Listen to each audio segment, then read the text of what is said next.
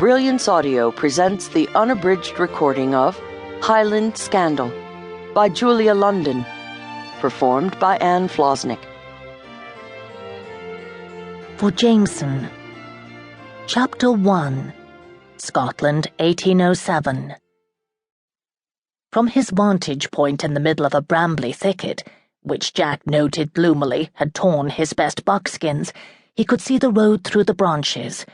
He'd ridden hard the last hour, pushing his horse to stay a mile ahead of the two men. He gulped down air as he watched them trot by, their hats pulled low over their eyes, their greatcoats draped over the rumps of their Highland ponies, and wearing scarves about their necks that were definitely plaid. Chia, they were Scots. The old man in Crieff had been right. The prince's men had hired Scots bounty hunters to help find him.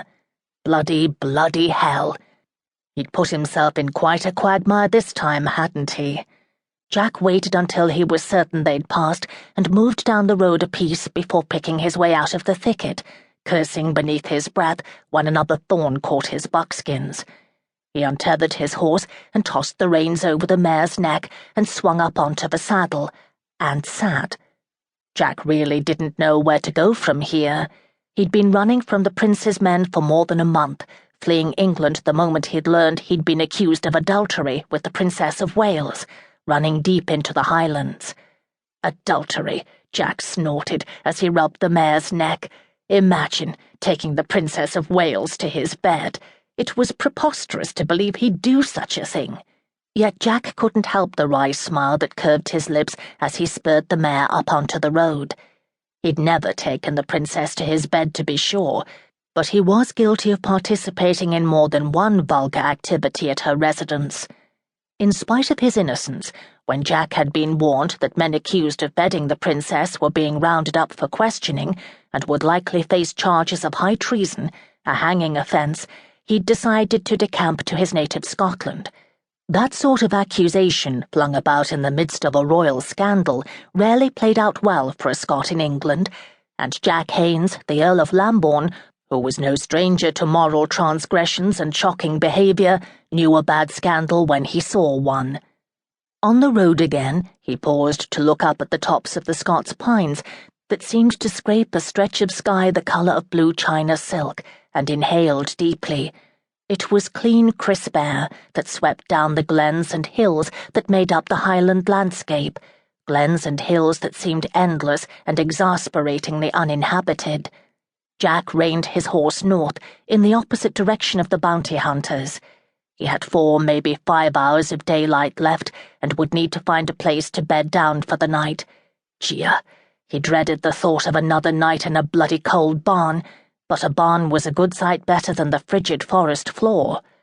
The air was so still, he could hear the breathing of his mount above the clopping of her hooves.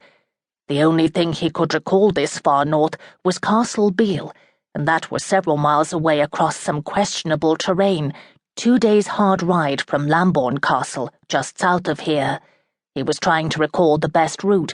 It had been 11 years since he'd spent any time in Scotland, other than the obligatory annual fortnight at Lambourne, when he heard the faint but unmistakable clop-clop of another horse's hooves on the road, or worse, a pair of horses.